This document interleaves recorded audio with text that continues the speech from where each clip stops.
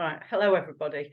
Right, we're together as the beacons of the Love Party, which are the people that are stepping up to take different roles and to help us to shine our light and help people and support people with, well, the love movement, we're now calling it. So when you think of liberation, opportunity, vitality, empowerment, and I'm very much doing this on the hoof, so just accept that what I'm going to do as a starter for us is just going to ground us into the here and now.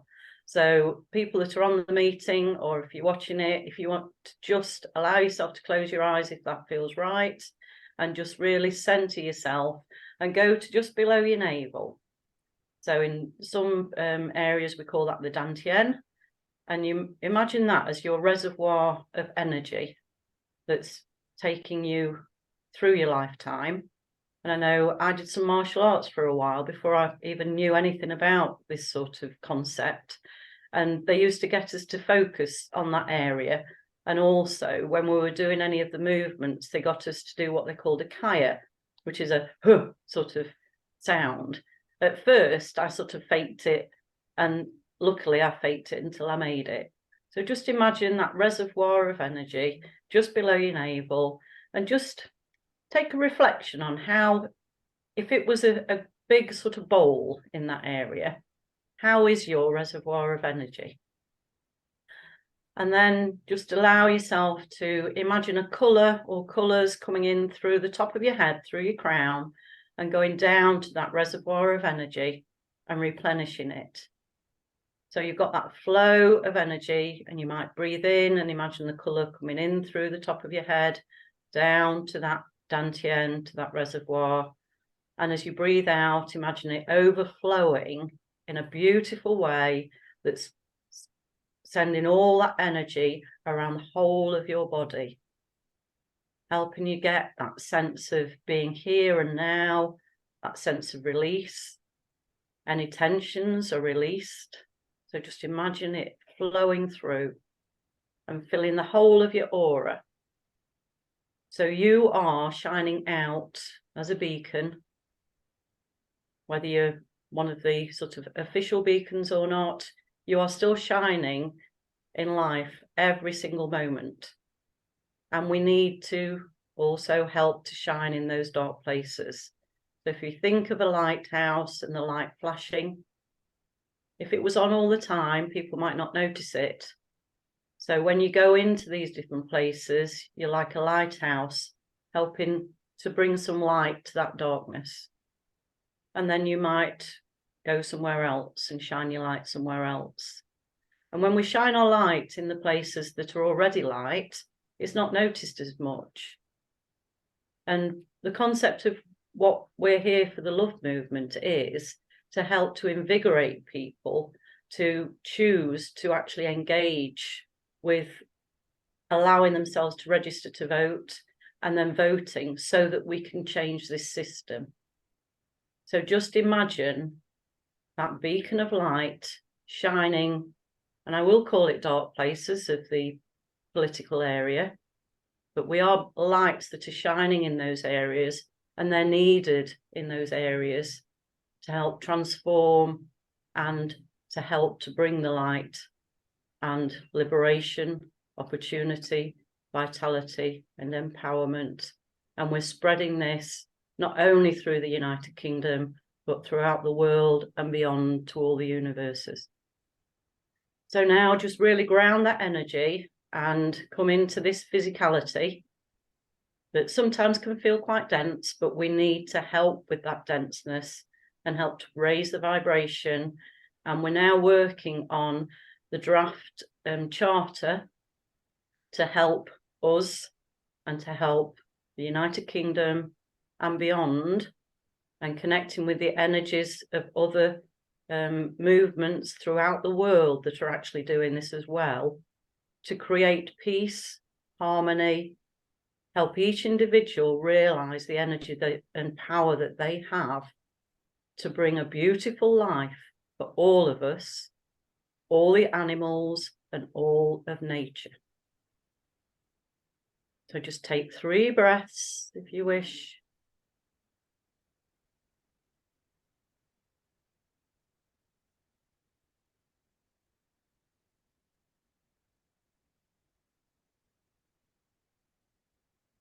And then just allow yourself to go to normal breathing. And know that you're here now, and you might want to open your eyes and just give thanks for us being here together. Okay. Right, thank you, everybody. So I'm not quite sure what we want to discuss today, so I'm going to come to different people, and if you have got something you particularly want to say, if you want to put your hand up, because that's a lot easier for me to know who's got something ready to say. Okay, so I'm going to go to Rachel first, because she's put her hand up. Thank you. Hey Julie, thank you for that impromptu opening. That was really powerful and amazing. And thank you for reminding us what we are about in the love movement. And so yesterday at the wider meeting of members, we discussed 2 key things. Firstly, the People's Charter for the 21st century and the possibility of creating something that was a compelling message. And the second thing we discussed is the new strategy, which is the idea that now we're not a political party, we have the opportunity to inspire the lost electorate, i.e. all of those people who don't bother to vote anymore because they don't think they can make a difference. And I was talking about the numbers behind that. So I thought this morning before the meeting, I would do some investigation about turnout. So the interesting thing that I found in the 2019 election, the highest turnout, the highest 20, I think it's 20 constituencies, the highest turnout was 80%, and the majority of those were Conservative. The lowest 20 constituencies, the lowest turnout was 49%, and those were mainly Labour. So it follows that the lower, the sort of more working class the constituency, the higher the level of apathy, basically. Now, if you look at the lowest turnout, which is Kingston upon Hull, which had a 49% turnout, and most of them had about 50% in that lower 20, and most had about 79-80% in the higher one. So Kingston upon Hull was won by Labour on a 34% share of the turnout, which means that only 19% of the whole of the electorate actually voted for that person. And of course, the electorate is only people who've registered. So if you take the wider population, including people who aren't even registered because they can't be bothered to register to vote, that guy got in on probably 15%, maybe less, of the actual people who lived in that constituency. And this is why our democratic system is completely not representative of the people. So from our point of view, if we could inspire all of the electorate who don't bother to vote, say in Kingston upon Hull, that 51%, it would only need something like between 35 and 40% of that lost electorate to wake up and to vote for an independent candidate, and we could potentially win, or independents could win, could flood the Houses of Parliament. The people could flood the Houses of Parliament with independent candidates standing for the people and not for big corporate interests. And so when we put it like that, it's actually a very compelling strategy, and it's actually, I believe, very doable from a sort of marketing point of view. But the key thing is for us to have a very compelling message for that lost electorate, that they do have power, and that we need to return the power to the people. Because if we allow the power to remain with big corporate interests, and you may have seen my post this morning on Rachel Speaks Out, where I asked ChatGPT, the AI bot that is Microsoft created, I basically asked it to write a Bill of Rights, first of all. And then I went back and I took the bit about the right, the human rights, and I said, if this is true, how come YouTube bans my videos, if this right to freedom of speech is true, how come YouTube bans my videos? And it said, the reason is because although you have these rights, if you operate with a big corporate, they have the right to not give you those rights if you consent to it. So the logical conclusion to that is, if corporates own everything, we have no rights. So that is why the danger, this is a very key point. And it's interesting that Marianne Williamson is using this in America, that America should be run by the people for the people. But it's actually run by the corporations for the corporations. And this is, I believe, the key message for our movement. Oh, these are the key messages. So I just wanted to open with that. Yeah. And I won't hog the call any further. I really enjoyed reading the Marianne Williamson thing. I didn't manage to watch the little bit of a video, but what she was saying really reinforced what we were discussing yesterday. And this is where it is more than just the United Kingdom and our part of the love movement. And as you say, when we can inspire those people that are so fed up with the system to bother to register to vote and then to allow themselves to vote, that's what we really need to do. Yeah, well done. Thank you, Rachel. Thanks. Okay, so Lynn, you're next. Yes, thank you. That was thank you for the opening, Julie. That was lovely. And Rachel, that was that's so crucial, isn't it? That if no, the government can't take away our rights to free speech or whatever, because we have that right inherent, but the corporates can do what they like. So handing everything over to the corporates, completely disempowers us if we let it. So that is I think an absolutely crucial point to get across, that we have to take power. It's actually the corporates more than the government even that we need to take our power back from. So yeah, absolutely crucial. So yeah, I was going to say about how yesterday we discussed People's Charter rather than perhaps not calling it a constitution, calling it a charter, and came up with various things that we think everybody should have the right to have. So obviously the right to live, to have a good death, have live their best life, that have a bank account, all that sort of stuff. And Rachel made a list, so she can let's have a look at that, or perhaps read some of it out. I don't know if you've got it there, Rachel, but that's a good starting point. I mean, it'll be a lot simpler than people reading a manifesto. You can keep the manifesto in there as a separate document if you want, or a sort of idea or vision for something, but perhaps not call it a manifesto anymore. And then come down to this very simple list of what we want. And the other thing I just wanted to put out there, because I was contacted by the Alliance for Democracy and Freedom, and if anybody wants to stand for a political party rather than as an independent, they are happy to let our members join for free and stand under their banner. That's just for people who prefer. I think if you're here, you probably don't prefer a political party, but should you want the security or the umbrella of a political party, they have made that offer, which they wanted me to pass on. They're good people. They don't quite go for the zero government that I go for, but they definitely are very awake. They're sincere, good people, and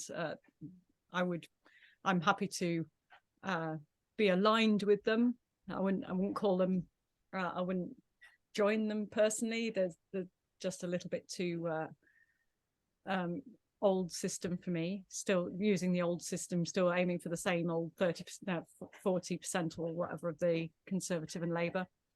But they do know that we need to go back to local government, and I say zero, they say local. And it's just there is a difference between us. It's not massive, and if you wanted to have that umbrella, that's what they're doing. Interestingly, though, they said that they ended up fighting the last election by selling themselves as a collection of independents. because the party system is so discredited. So when they were on the doorstep or in, hustling or whatever, they were basically saying, we are a collection of independents, we're not, dictated to or anything like that. And so I'm finding that more and more people are going independent, I think, or at least trying to sell themselves as independent. So a new political party here is Rushcliffe Independents. They're a registered political party. So they're not independent, but they're actually, what they really are is a collection of disgruntled Lib Dems, Conservatives, Labour. And that's not nasty, actually. They seem to be good people when I spoke to them, but they're very establishment. They're in that thinking. Yeah, so that was all I needed to say. Thank you, Julie. Thank you, Lynn. So part of my reason I didn't want to put myself as independent at first was because of the local Mansfield Independent Forum, as they call it. And they have become, in effect, a political party of their own. I don't think they're registered as one, but that had really put me off, because I don't want to be part of that mainstream approach to politics, because they end up sort of doing the stuff that, and I know they're lovely people, and I know a lot of them start not part of the system, but then somehow they get taken over by it. And so I'm so glad now I've got to know some of them more. And even when I was at the vote count day, I know just my presence there lightened things up and changed how people were. And so, but everybody, as a beacon, as a candidate, whatever you want to call yourself, your own local communities, because it is more than one community in a lot of these elections. Each community is different.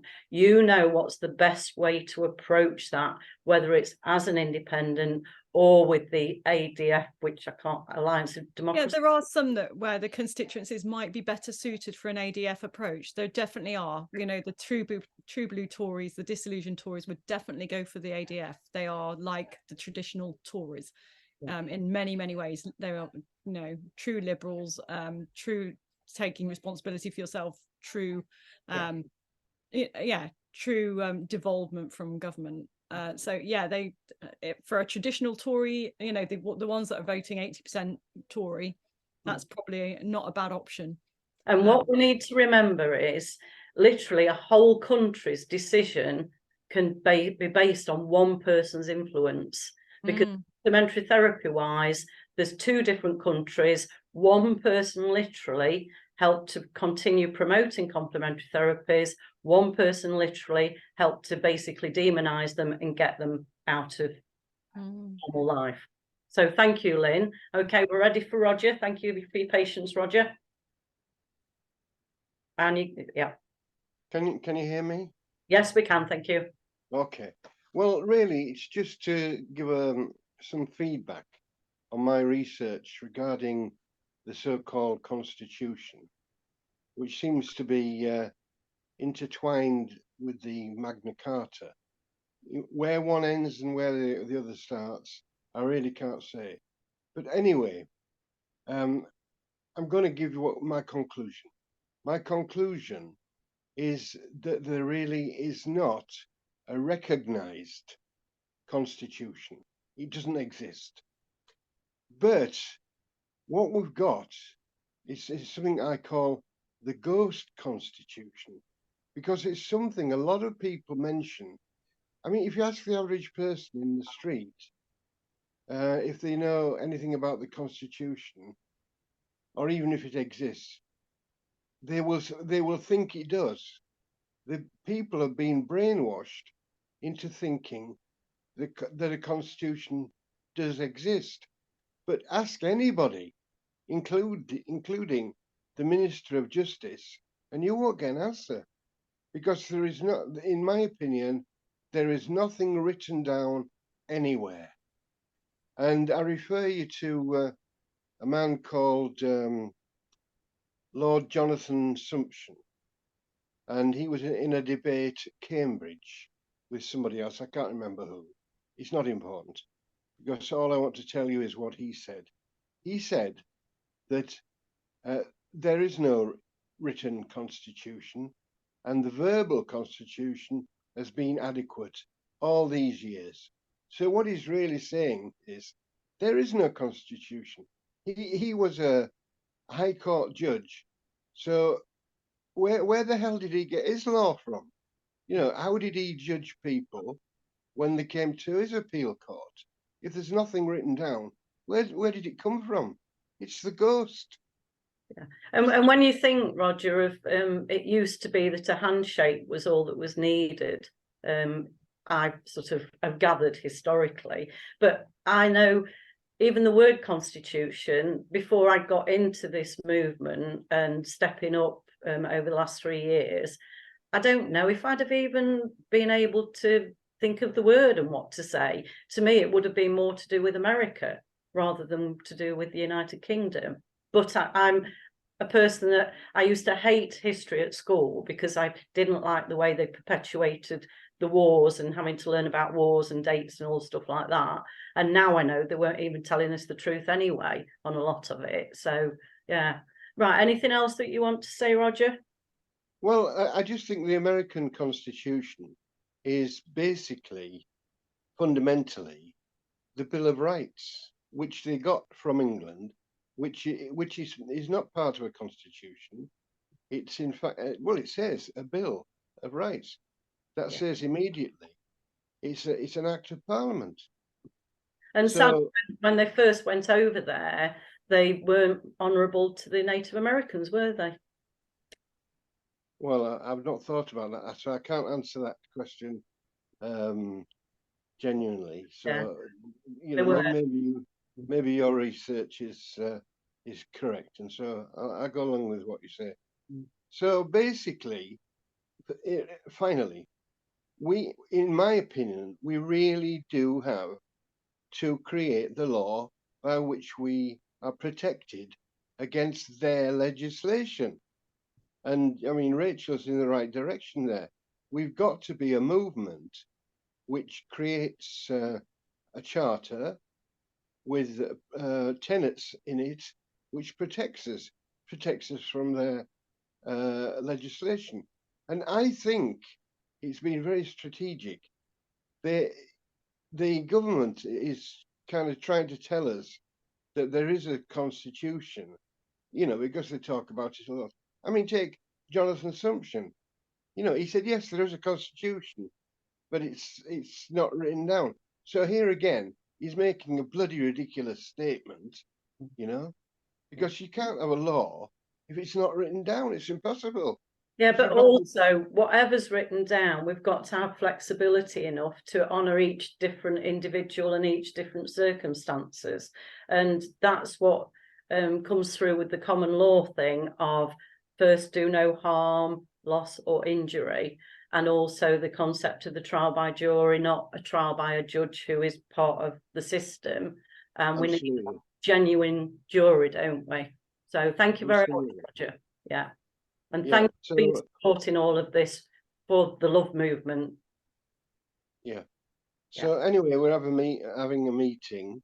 I think you said you couldn't join on Sunday, but Lynn is going to be there, and I'm trying to rejig things, so I might be able to attend from 3 o'clock till about 3:30. So I am trying to rejig things if I can. Okay. Okay, so anyway, Rachel is going to host that meeting. So I'm waiting for the joining details. That's on Sunday. Yeah, so if you could share them with me, because if I can manage to come 3 o'clock till 3:30, I certainly will do. So thank you very much, Roger. Yeah, Rachel's going to send those details out. So may I suggest that we use the Love members Zoom to make it easy? We could just use that link. Yeah. When you say Love members, do you mean this? Yesterday's. This one. Oh, yesterday's. Right. Okay. Yeah, because it's open to anyone who wants to come, right, Roger? Yes, absolutely. Yes. Yeah. Oh, actually, well, actually, no, I will set up a separate link then. I'll set up a new link because then anyone and everyone who wants to come can come, yes? Yeah, because I mean, this concerns everybody. Yeah, okay. I'll set up a new link and I'll put it on Rachel Speaks Out as well. Brilliant. I mean, we're hoping basically to establish new laws which will protect us from the government. It's Yeah. a big deal, a big deal. Yeah. Well, Well, Okay. so, sorry, can I? yeah. Am I jumping the queue here, or does David want to speak? Well, he's not put his hand up. So. I've got to confess, I don't know how to do the hand thing. Oh, do a physical one. Wave at me. Go to Well- reactions, David. Go to reactions. Go to reactions. Bottom. Oh, And then okay, right. Click on that and you get your Reactions raise hand. It's No, Hey! you can raise your hand. There's one that says raise hand at the bottom, a bar across the bottom. Because Okay. you only Oh, yeah, agree yeah. with us. Oh, yeah. Yeah, right. Okay, so shall I come to David now? Roger, have you finished? Is that all right? yes, Yeah. yes. Lovely, thank you. So now Roger will put his hand down, hopefully, unmute himself. And I'll go to David, if that's all right with you, Rachel. And I'm hoping we'll get a bit of time at the end to do a bit of the charter reading out, if possible. So David. Did Roger say that Zoom was on Sunday? Yes, Sunday afternoon, starting at 9 o'clock. This Sunday, which is the, what date? 21? Can't remember. 23rd. 23rd. Yeah, I thought it was the 23rd. 3:30. Right, 3:30? Yes. Or 3 o'clock?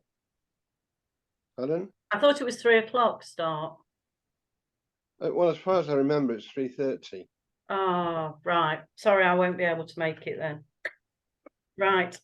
Okay. So, David, back to you again. Right, yeah, firstly, it was a lovely introduction. I really like that. Thank you. Off on a bit of a tangent, I'd like to suggest starting a meetup in the southeast. We have a meetup every Wednesday with Stand in the Park type people, and there's actually a Love Party member down there, Gary. And because we meet every week, if we just advertised it, then it wouldn't matter to start with if people turn up, because we'd be there anyway. And Whitstable's a lovely little town. The cafe's really nice, and it's only a couple of minutes from the beach. Yeah, I think it'd be a nice opportunity because and we also there's another one in Maidstone, and both groups get about 15 or 20 people every week, and yeah, they're all the sort of people who might join the Love Party. So yeah, so if everyone's in agreement, then That's brilliant. Yeah. And just remember, one person at a meeting then goes out and sees and meets other people. And so potentially we're getting out to loads and loads of people. Even if you've only got 1 or 2 people at a meeting, you don't know how far it's going. And I know I'm experiencing this now. I'm doing this, introducing complementary therapies to one of the local estates, and people are sort of recommending, and then people have started asking me for me card and things like that. And so I'm just doing it in the way that feels right for that community, and we'll just see where it goes. But we never know where it's going. That's the mystery of life, and we have to trust that. So thank you, David. Anything else you want to say? I had a quick look at the website, and I was amazed that the movement started up this year. It was January this year. Oh, it was ages ago. So I think that's really positive that we've moved so far in such a short space of time. And just the last thing with the meetups, I've met so many really, really lovely people through the meetups that I never would have got in any sort of conversation on Telegram or social media. So I think it's a good way forward, and it's an outlet that's not in the north.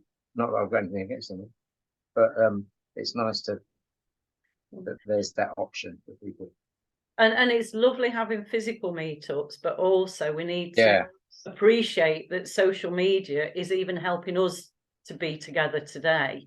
And so some people demonize social media, and we don't want to let them, the powers that be, demonize it, because that's what they try to do, and that's where they try to restrict us. But we also need that physicality as well, which is so important. And maybe shiatsu and complementary therapists, I just love being with people and properly working with them and helping them. So thank you very much, David. Roger seems to have dropped out. I don't know if he meant to or not, but yeah. Okay. Is that all, David? Now you can learn. Yep, that's all for now. Thank you. If you can go to your reactions and put your hand down, that would be a new learning for you. I'm going to go to Rachel now. Okay, so just a couple of things. First of all, while I remember, on the website at the moment, there's no capacity for people to donate to us or to sign up to anything.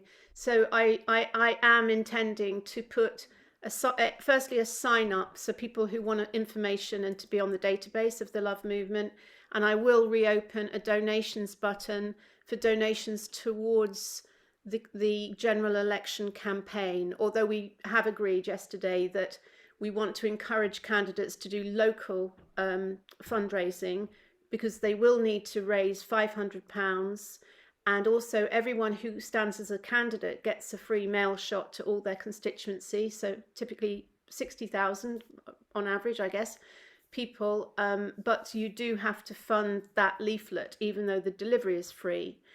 So, or the delivery is included in your £500 nomination. Well, on that one, I had to pay £725, and they didn't even warn me about that on top of the 500. So yeah, people do need to know that.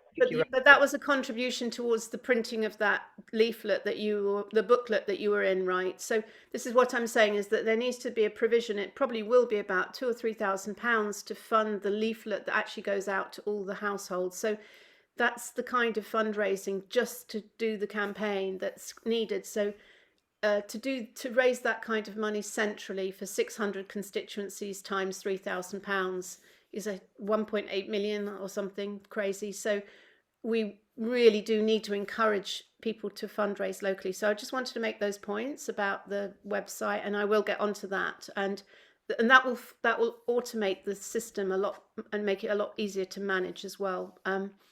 The second thing I wanted to say about the Constitution, and Roger's right on cue here. Welcome back, Roger.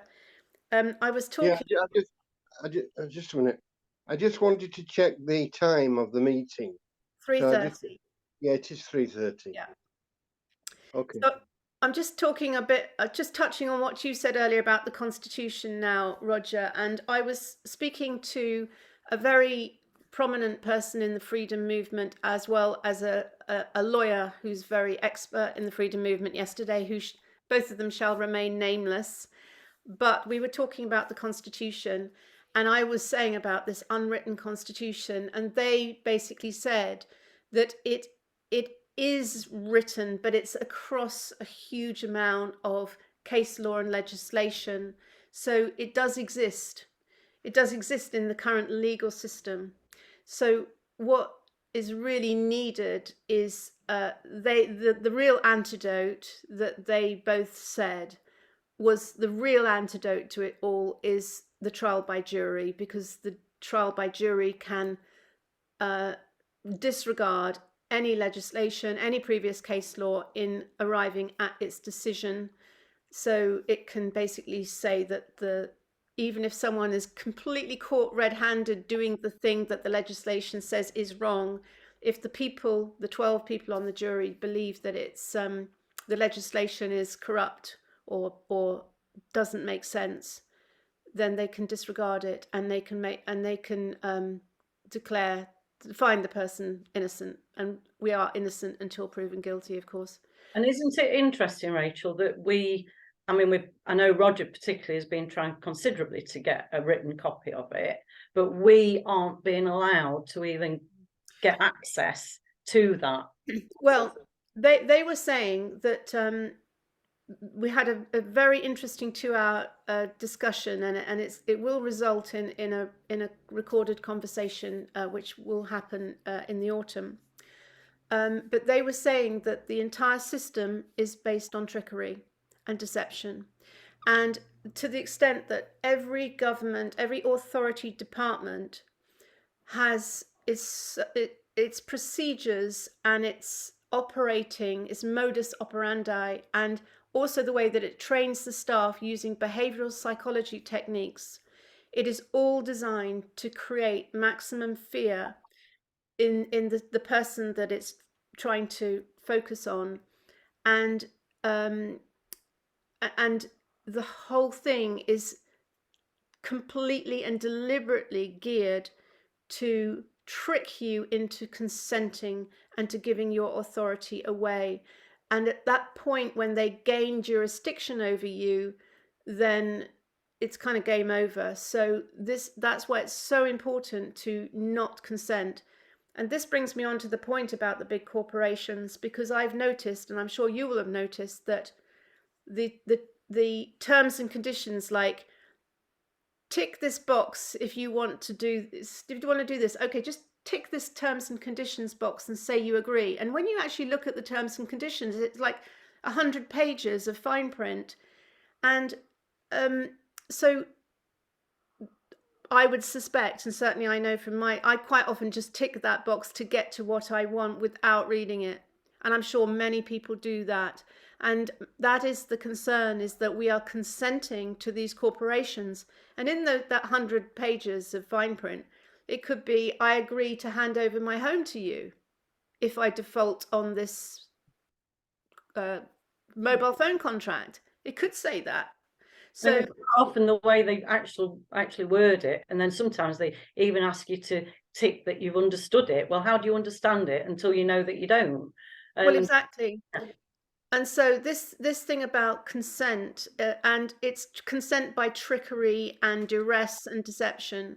So it's very interesting how this web of trickery and consent is weaving a kind of slavery around us all. So yes, very interesting times for us.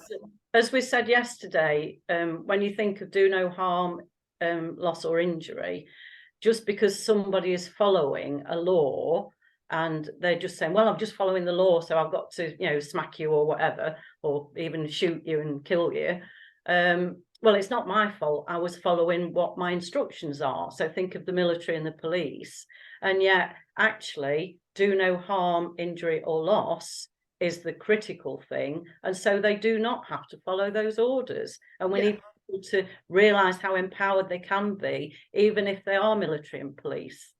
Which is also why when you're dealing with the authorities, you don't reply to the authority, you reply to the individual person care of the corporation. So you are putting the liability or the responsibility on an individual, and you're taking it out of the corporation.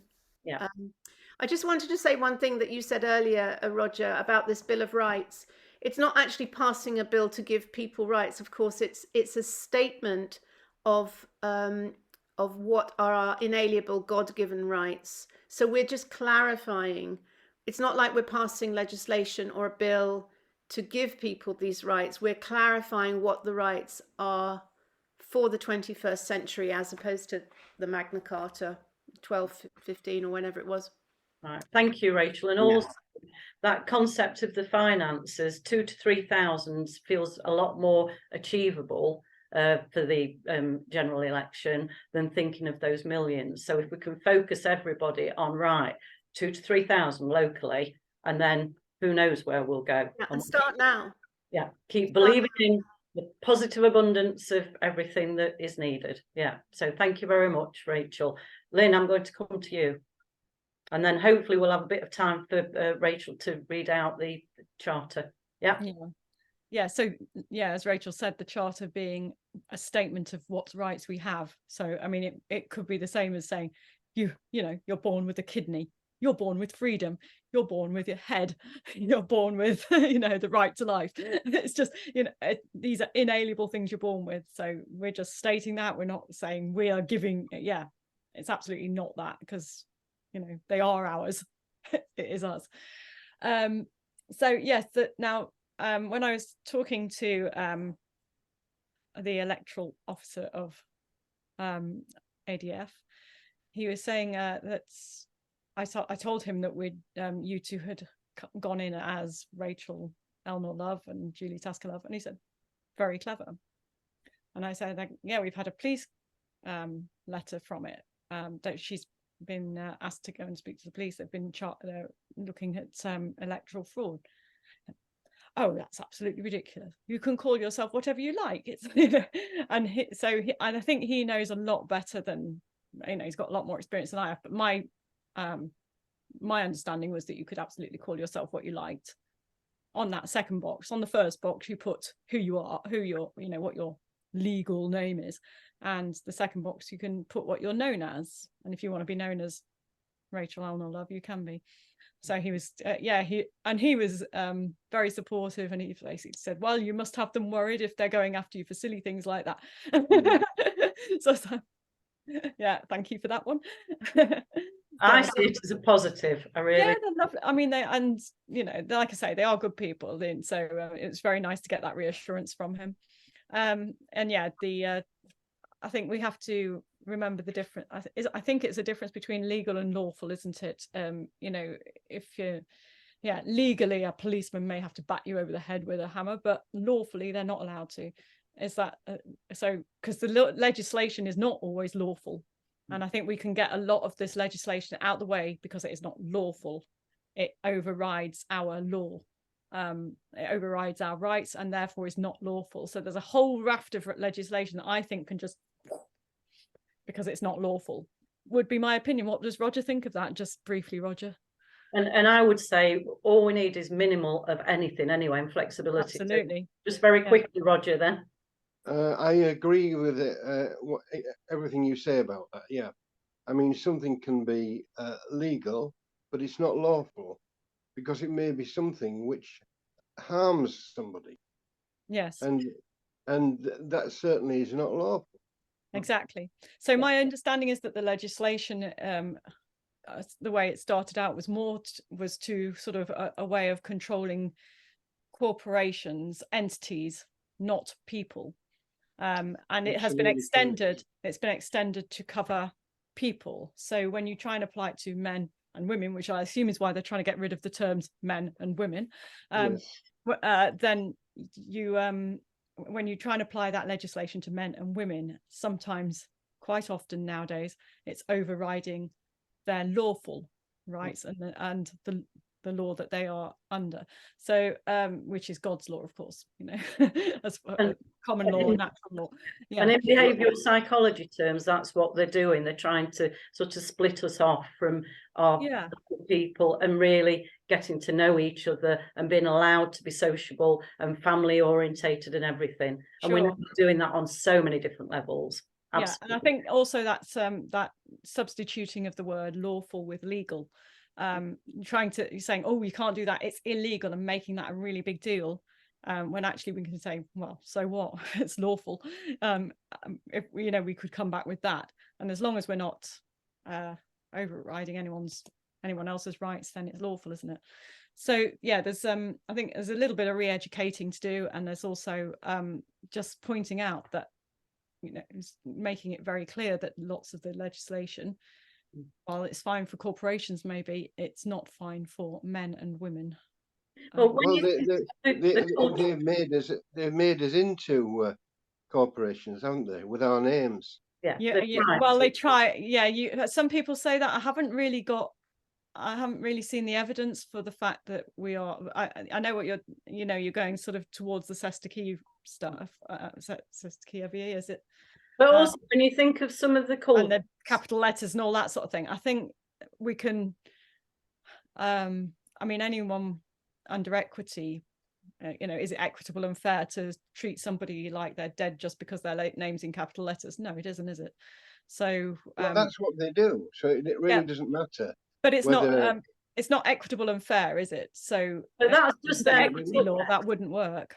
That is just their made upness, isn't it? And so but no one's going, like I say, we are people. I can prove I'm a people, even if you put my name in capital letters. I can prove I'm a woman. I'm here. You can, touch me, hear me and see me and everything. So I think we can, I know the whole common law thing with the capital letters and trying to, and the registration and all the rest of it. There was no informed consent, as far as I'm concerned, with registration. It certainly wasn't fully informed consent. When your parents registered you, they had no understanding of what they were actually doing, and therefore it's, in my opinion, unlawful. And I certainly think I can stretch the law that far.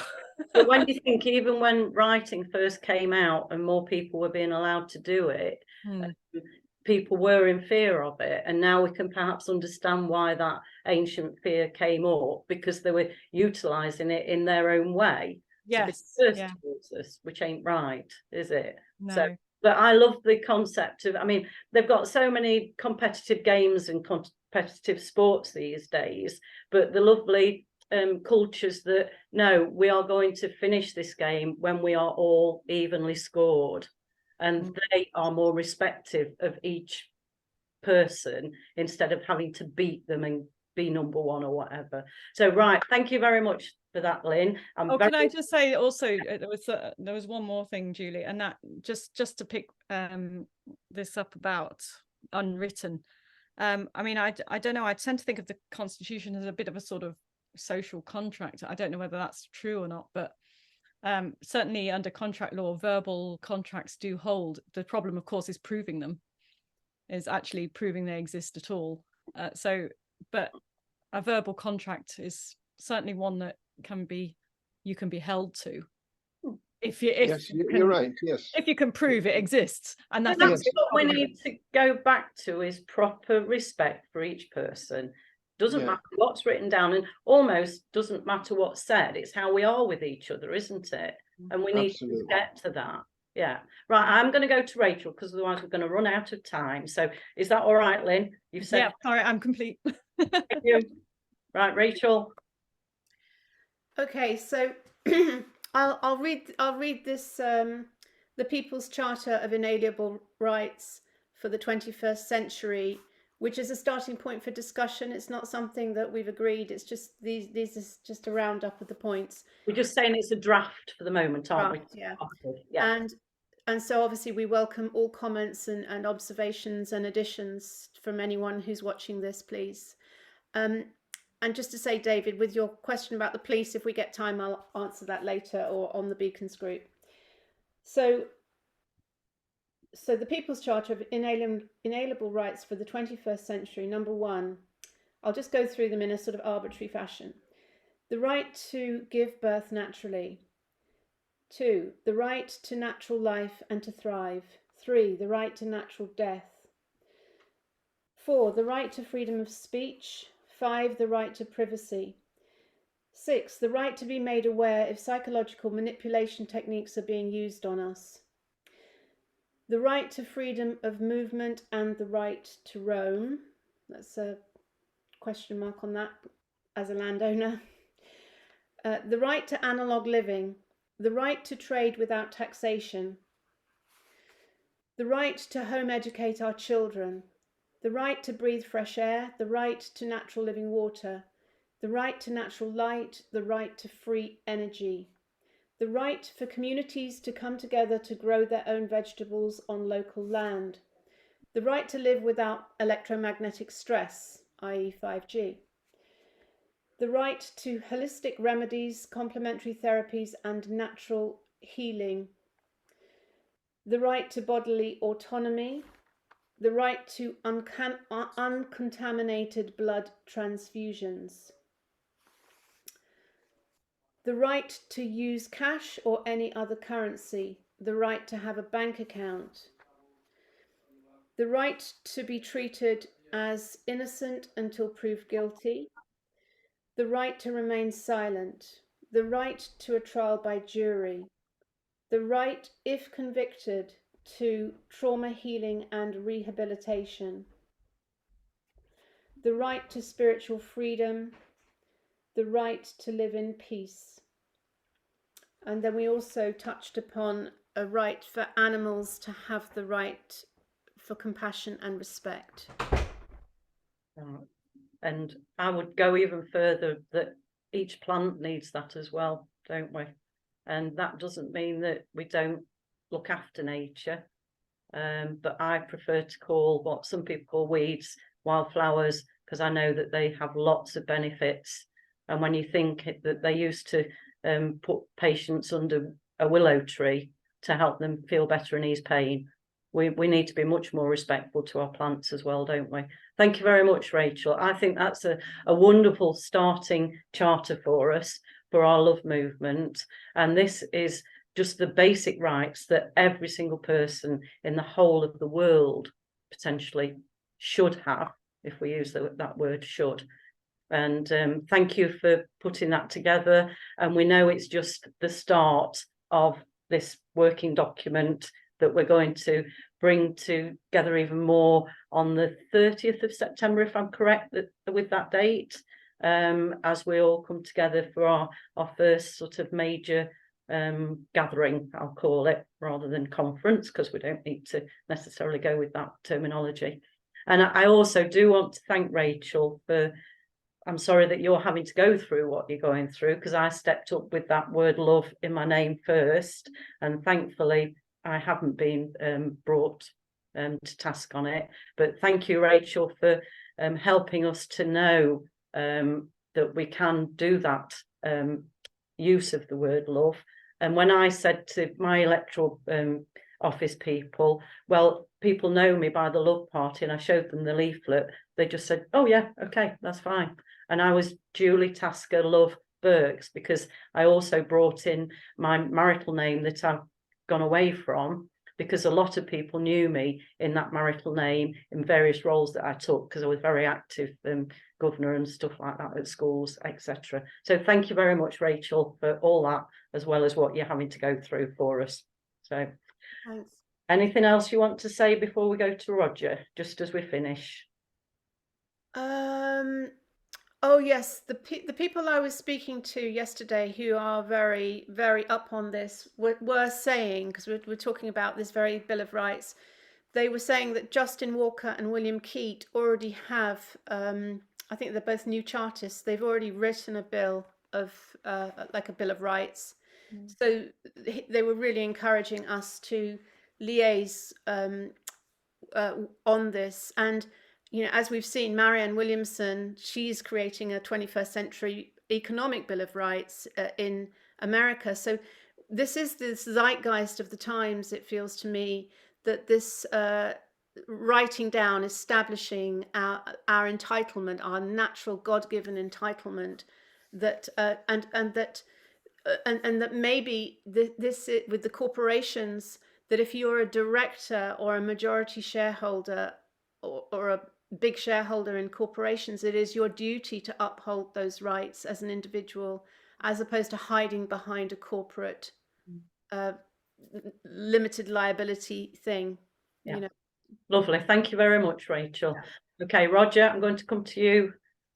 Yeah, it's just a small, well, it's not a small thing in terms of the overall law by which the charter that we're going to make. But as far as the time taken to discuss it, it's only a short thing. So I'll get on with it. Here we go. The right to pursue happiness. And that's it. Oh, well done. Thank you. Okay. Peace, love and joy. That's what we need. Yeah. Right, David, is there any last thing that you would like to say? Because we're just coming up to 2 o'clock. No, I'm fine, thank you. Right. Lynn, any last thing that you'd like to say? No, I'm all done, thank you. Right. And Rachel? No, that's great. Thanks for hosting, Julie. It's been a really, and thanks for everyone for showing up. It's been a really, really, I feel that these meetings are getting so much more succinct and powerful. And I know there's only 5 of us, but to me that doesn't matter, because what we are doing is we're shaping a very powerful message. And sometimes it can help to have a smaller group to really get these points clear. Because when we get, I just know from business and marketing, when you get the kind of proposition, the kind of product, the message, the key message, the core message really clear and very, very succinct, it can be extremely powerful, like an arrow going straight to a target, like a laser beam. So thank you everyone for showing up and for all of your input. Right. So just before we finish recording, if you just, each of us that's on this call, imagine yourself as that beacon shining your light. And we do need to go to those places of darkness, and then we will come to other places as well, and we'll come together as those light beings to help, to support people to realize the power that they have and that we have, and we're going to help that throughout the whole of the United Kingdom. And thank you very much. So I think we can finish the recording there now. Thank you.